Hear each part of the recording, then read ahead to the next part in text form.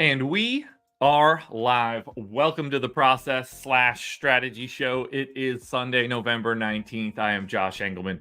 Here to break down an easy one. DraftKings has given us a 5-game main slate for today, and I'm going to hit every single one of those teams from start to finish. And then you guys are going to get quite a bit of NFL coverage. Coming up after me, 9 a.m., we'll kick off 4 straight hours of lovely NFL shows. You won't have to go anywhere. Open up that stream at 9 a.m. You don't got to close it again until 1 p.m. for kickoff. So don't miss any of that. Hit the like button here. Subscribe to the channel. Hit the notification bell so you know when everything goes live. Follow me on Twitter at Josh Engleman. What's up, folks? I know we're going to have a thin crowd today. Not a lot of people hopping up at 8 o'clock in the morning to watch NBA coverage on an NFL Sunday, but I'm happy to have you guys here to join me. Oh, been a long couple days, guys. I'm on vacay. Been knocking back the cocktails. Went to bed not too many hours ago. Feeling not at my peak here, guys. But I've already taken a lap through this slate, projected out some rotations and all that good stuff.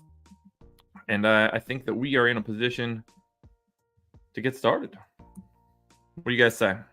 You ready to do this?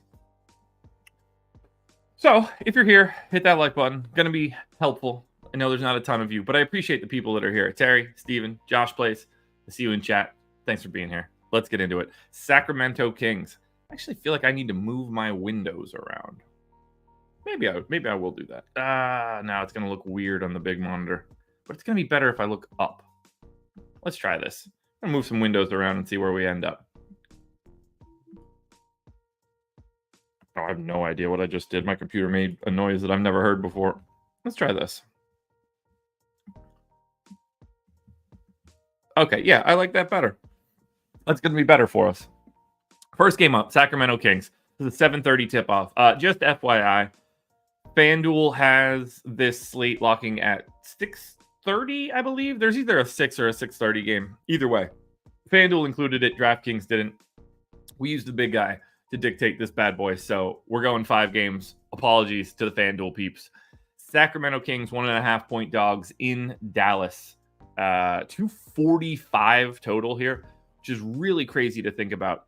Very big dichotomy in points for today. You've got Phoenix and Utah at 239 and Sacramento and Dallas at 245. You've got Houston, LA at 219.5. I mean, we are talking a dramatic difference in overall scoring in 2 of these games in comparison to Houston, LA, OKC, and Portland to a degree, and Boston and Memphis. I mean, even OKC and Portland at 226 is 13 points short of Phoenix and Utah. That's a lot of additional fantasy points. So it is something that we want to think about.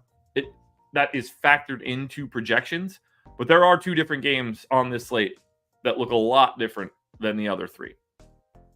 So as we start with Sacramento, not a ton to dig into here. We're waiting on a little bit of news. We need to know the status of Kevin Huerter. He is questionable, left finger sprain. Mavs are on a back-to-back, so we don't know their injury status at all, which is complicated a little bit, but nothing standing out to me. So we'll worry about that when we need to. If we look at Sacramento, we're expecting a lot of scoring. I think the first person you got to look at is De'Aaron Fox at 9,300. I got him at 5x right now. He's at 1.41 DraftKings points per minute so far this season. I've got him at 1.3 for this game. 1.41 would be quite the pace to keep up. That's 0.2 of a point ahead of where he normally is. So I'm splitting the difference for this one, especially with the pace of this matchup. I think he is the best thing you can get to from Sacramento. No issue at all going to Domantas Sabonis, but he is 10K center only. So it's just a little bit more limiting than what it normally would. It's a lot easier to roster a point guard than it is a center. Keegan Murray, 6,100, power forward only. He's at 0.86 fantasy points per minute for the year. I got him at 0.91 for this game. Again, pace really changes up what you do on a per minute basis. And Murray's playing real minutes. Like, he is playing the 3rd most minutes on the Kings so far this year. No real reason to suspect that's going to be changing. If you look at the rest of the Kings, I think you could look at Harrison Barnes at 4,600. He's going to be wildly uneventful more often than not. He has not been good so far this season. 0.62 fantasy points per minute. The other guy you're looking at today, Malik Monk, point guard, shooting guard, 5,700. You know he's going to score when he's out there. If he's really cooking, he has the opportunity to play a couple extra minutes. That's the upside you're looking for. And if you just knew Malik Monk's minutes, and this is probably one of the most important pieces for him specifically in the league. There's not too many dudes that share this exact same outlook, but if you knew Malik Monk's minutes now, like if you knew that Malik Monk played 29 today instead of 25, ignoring the boost you get of just having 4 more minutes, the reason that you normally see Malik Monk pick up more time is because he specifically is cooking. So that is the upside you get with Monk, because if he gets that extra minutes, he's probably been scoring. I don't have much interest in much else here from Sacramento. Even if Kevin Huerter is in at 5,900, I don't really love that price tag. He has been great so far this season, 0.98 fantasy points per minute. I don't know if we see that continue. He'll be fine if he's in. Not really my cup of tea. If he's out, you're bumping Monk a bit, and then you're probably seeing some additional minutes to Chris Duarte or Sasha Vezenkov, so it's probably not going to matter. One down, 9 to go. Dallas Mavs on the opposite side. All we could do is really guess here and try to line it up based on previous rotations, but they are on a back-to-back. We do not know the status of anybody here technically. 11,900 for Luka at the point guard spot. Only point guard eligible, which is kind of annoying, but I do think that he looks like the best Maverick you can get to. 8,800 for Kyrie is a nice price. He's got the point guard, shooting guard eligibility. What you're really looking at when you go to Kyrie is a balance between him and De'Aaron Fox. They're going to look pretty similar. I'd say Fox is going to be projected a little bit better, but what you get in that projection, you also have a slightly higher price and a different positional structure. So that will help Kyrie stay a little bit closer to De'Aaron Fox in an ownership sense. And then Derek Lively, I think, is completely reasonable at 5,600. You're looking at, somewhere in that 26-minute range. Actually, I'm probably a little high on his minutes, so I'm a little bit less excited about Derek Lively. I went 26. Doesn't appear that he's been hitting that mark as frequently as you would like. So I'm going to take 1 minute off of that. He's probably not going to be the most exciting value. Yeah, 4.6x right now for me. He's a fantasy point per minute guy. If he falls into those games where he plays like 30 or 31 minutes, I think he becomes interesting. If he doesn't, he's probably not. Dallas is easy to talk about, though. We're basically, unless you're on a 2-game slate or playing Showdown, we're basically never going to everybody else on Dallas. They're just such poor per minute dudes. Like, if you want to go to Tim Hardaway Jr. at 5,900, he's got great positionality, shooting guard, small forward. That's all you're really looking for here. He's just going to be a guy that's in your lineup. You're not excited at all that it happened. Silent Assassin, rise and grind. Justin Wilson. This show is going to exist every Sunday moving forward. I'm going to be doing this one before the NFL games start. So, yeah, process on Sundays. Not going anywhere. Lance, it's not going to be every day. I'm never going to do it on Saturdays. That's my full-on official day off. But I was on our NFL show at 9 a.m., so the show that's going to be coming after this. But with the NBA here, I wanted to do NBA instead, so I asked, and we changed it up. So we got this NBA show every Sunday. But yeah, Saturday, never. The only way I'm doing a Saturday show is if like my wife's out of town and I got nothing else going on and I just want to talk. But yeah, Saturday is the day to refresh the old batteries. Let's go to Boston. This one should be pretty easy to talk about with one caveat. Boston Celtics are 7.5-point favorites in Memphis. This Memphis team is so banged up. It's crazy. And there's not a lot to talk about here on the Memphis side because they are on the back-to-back. Jaylen Brown is questionable for Boston. Obviously, if he can't play, you're giving small bumps to Tatum, Holiday, Porzingis, White. Al Horford starts to look a little bit more interesting. You probably start talking about Peyton Pritchard minutes and Sam Hauser minutes as value plays.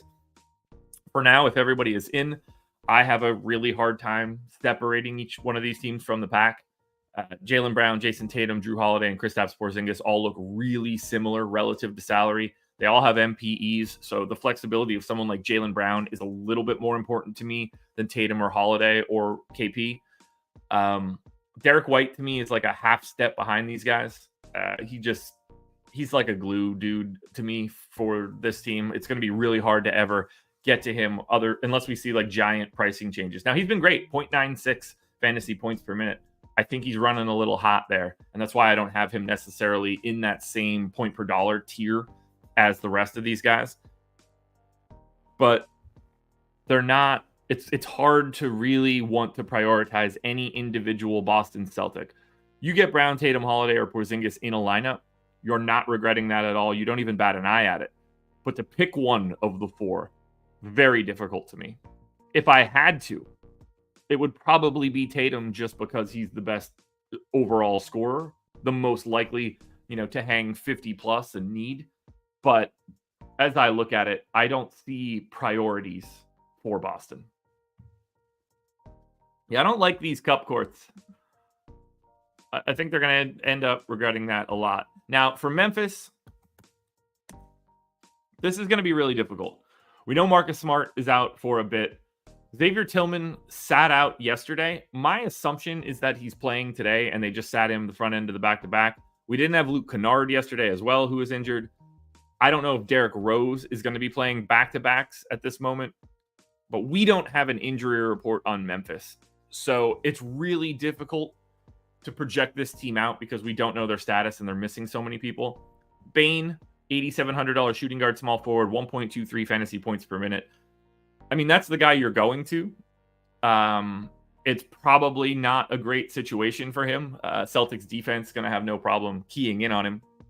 And then Jaren Jackson Jr., power forward center, 1.15 fantasy points per minute. If Memphis can stay in this game, it's because of those two dudes, for sure. After that, the injury report's going to tell a big story. If John Conchar is playing point guard, small forward, 3,800, that's going to be a very important value play. Santi Aldama, power forward eligibility, 5,200. If he's playing 24 minutes, good enough value play.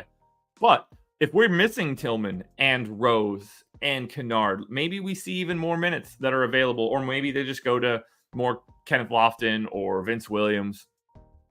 Zaire Williams at 4,200, shooting guard, small forward. There's a path for him to be a value option. 0.78 fantasy points per minute this season. Not the best rates in the world. If you want to get anything from Memphis, you are prioritizing Desmond Bane and Jaren Jackson. We're through 2 games, 15 minutes. And by the way, guys, when I get done, we're just done. This one ends. We're not going the full hour or anything like that.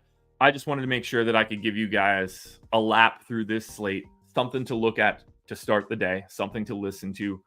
Well, maybe if you don't want to listen to NFL coverage, you should, though. You should want to listen to NFL coverage. 4 straight hours of it, 9 o'clock to 1 o'clock. And then you will also get NFL Live Before Lock later tonight for Sunday Night Football.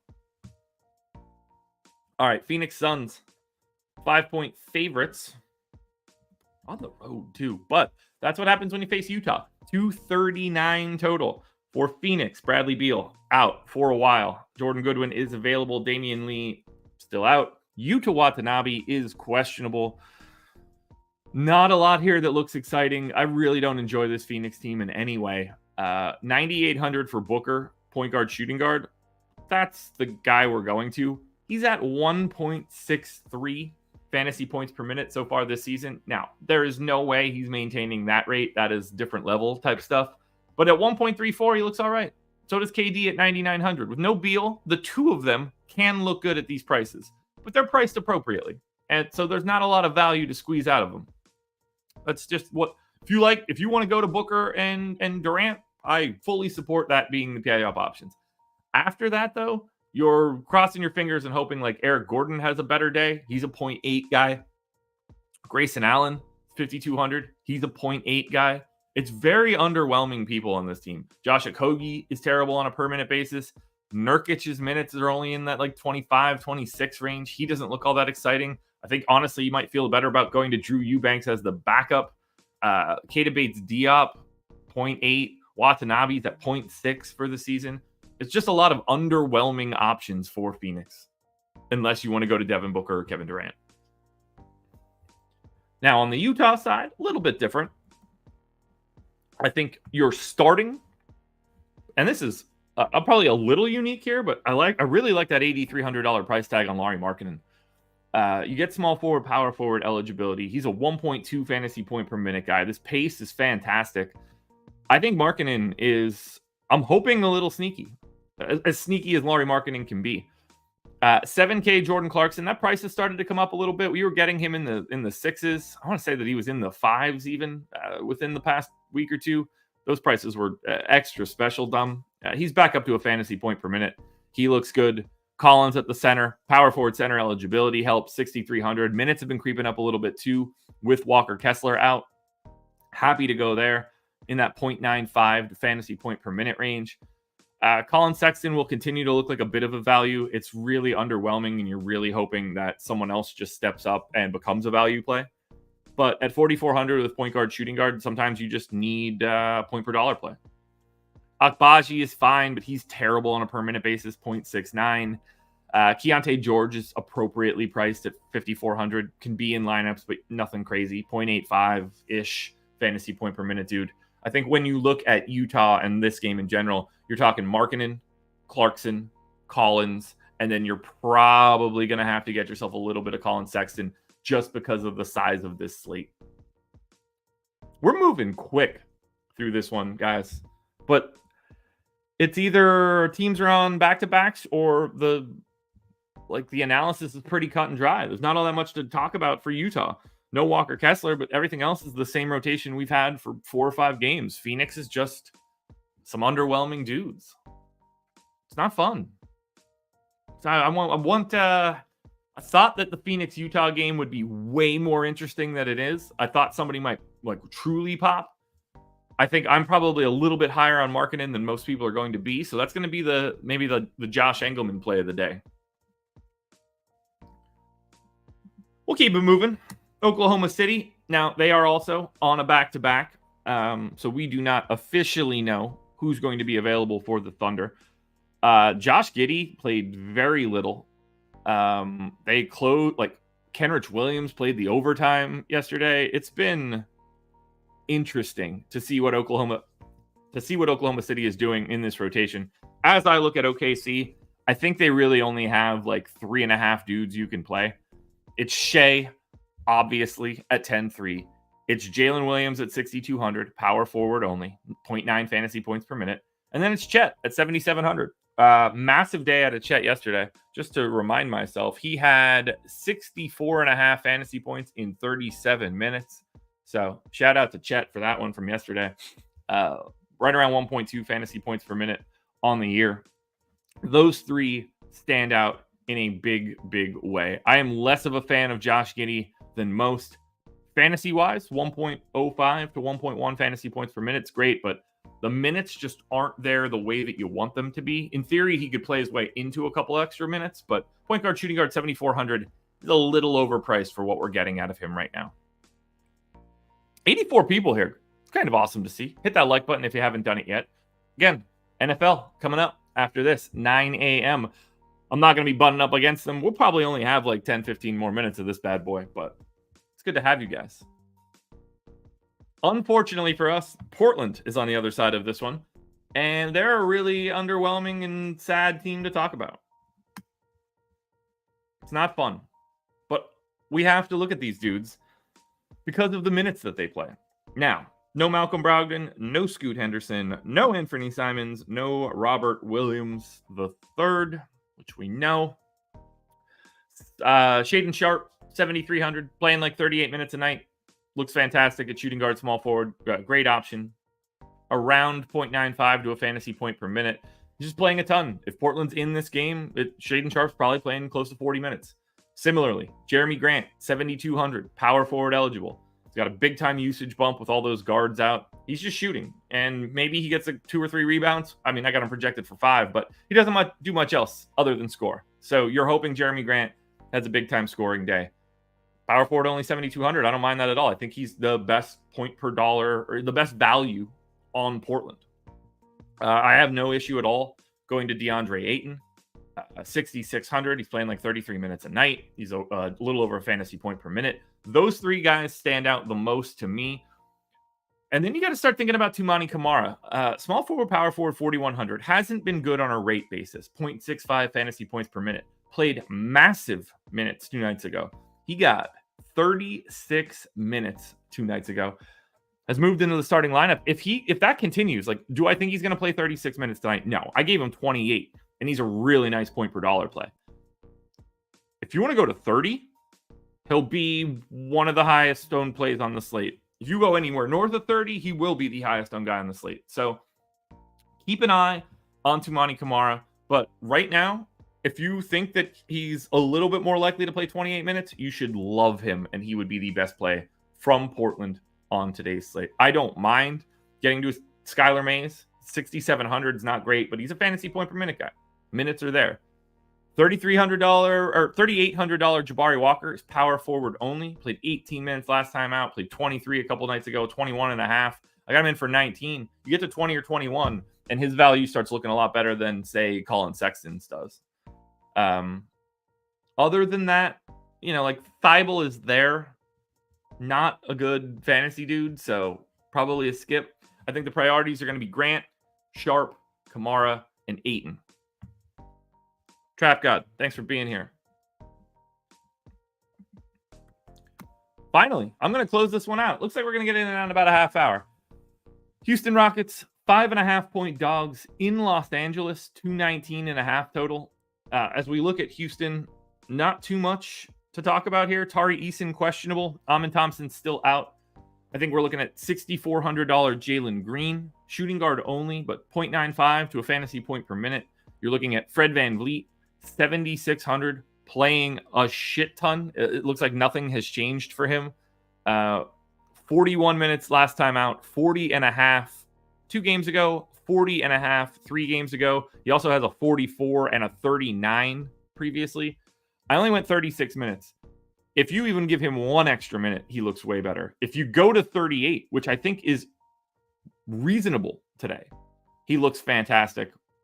Alperen Şengün, not a problem at all with him at 7,900. Similarly, Jabari Smith at 5,500 looks good, but you are prioritizing Fred VanVleet, number 1, Jalen Green, number 2, Alperen Şengün, number 3. I don't have much interest in like Dylan Brooks or any of the bench guys. Tari Eason's minutes are starting to creep up a little bit. You're hoping to see him get over that 20 mark to really dive in, but small forward, power forward, 4,200. He'll have a little tiny bit of ownership just because of that position. And then finally, we look at the Los Angeles Lakers. This shouldn't be all that surprising. AD probable, LeBron James questionable. Nothing else really changes for this team then. You like LeBron and you like AD, and then everybody else is just a bit player, like it is in real life. 9,700 for AD, completely viable at center. 9,600 for LeBron, small forward, power forward. He's at 1.47 fantasy points per minute on the season. Dude's not aging when it comes to that. But if you want to go Russell, 6,900, I think he's like appropriately priced. Austin Reeves just played straight backup run in their last game. Shooting guard, small forward, 5,800. Tough to justify with any sort of volume. Similarly, Cam Reddish starting, he's not good. 0.71 fantasy points per minute. It's not all that appealing. Taurean Prince, 4,100. No, even though he's playing 30 minutes a night, like you get 5 to 10% of these guys on a 5-gamer, but the only things that look good are AD and LeBron. So what I'm anxious to see now, I'm going to run a crunch, and so that we can take a look at what the optimal lineup is on DraftKings. But I don't really see anything that stands out to me in a way that makes me like expect any specific value. We'll see what that ends up looking like. So as I refresh this, I'm going to grab my projections, drop them into Fantasy Cruncher, and then I'll start sharing up that screen for you guys. So let's do that now. So this is going to be my optimal and boom, got it. My optimal lineup, and then sort of like my power rankings for the day before we duck on out of here. I really do appreciate you guys showing up, to the 110 people that are here. Hit that like button. Hit it if you're watching it a little bit later today. One last reminder, NFL show starts at 9 a.m. You get the first look, and you get 4 straight hours. You don't have to go anywhere. All of the information you're looking for is going to come to you from 9 until 1, including straight through inactives, hour and a half of a game-by-game breakdown. It's the best thing you're going to find in the industry, folks. All right, optimal lineup on DraftKings, 258.1. The optimal lineup for me by 0.1. Luka Doncic, Colin Sexton, Tumani Kamara, Keegan Murray, Duop Reith, which won't hold, Jalen Green, Jeremy Grant, and DeAndre Ayton. Grant and Ayton were in all 50 lineups. Kamara made 96%, and then you start to fall. Jalen Green and Shaedon Sharpe, the only guys above 50. If we slap on some randomness, we can get an idea of what this slate will really look like. 150 lineups. Let's go. Yeah, and it flattens out quite a bit at the top. You get Jeremy Grant, Tumani Kamara, DeAndre Ayton, all very similar. And the whole top section is pretty similar. You do get to figure out where value is. Like, Duop Reith is not actually going to be a 24% guy, so don't read into that too much. It's just a function of him probably having like a minute too much of a projection. That'll get dialed in throughout the day. John Conchar, assuming he's going to have to play like 24 minutes or something for Memphis, I think will look pretty good. Malik Monk is up there. Jalen Green. I think the key takeaway of seeing this is that we don't have a lot of value, and it's very hard to get to that top section right now with any priority. Like, Luka showed up in 11%, Shea 11, 4 to Tatum, 6 to Sabonis. Those are your 10K plus guys, but even 7 to Durant, 3 to Booker, 12 to AD, 14 to LeBron, 13 to Fox. That's all the 9K plus guys. That's just really, really flat. Nobody's separating from the pack there. It's pretty difficult to prioritize any one individual pay up option. And I think that's why you're seeing that flatness and generally speaking, unappealing rates at the top end. There's no way to fit any one of them in specifically, so you get all of them in a wide bucket. Guys, 5-game slate. We did it in a half hour. That's what happens when you prep this bad boy early. Things become pretty easy. So I'm going to wrap this one up. Unless anybody has any final questions, I'm going to wrap this bad boy up and say, get ready for multiple hours of NFL coverage.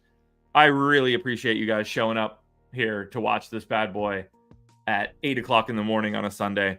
Thanks, Justin. Thanks, Steven. I appreciate you guys being here a ton. Thanks to everybody that tuned in. It's been a good one. Enjoy your NFL coverage today. Have a great NFL Sunday. Have a great Sunday in general. Watch some football. Do some stuff with the family. Whatever you got going on. Be safe. Enjoy yourselves. This was The Process.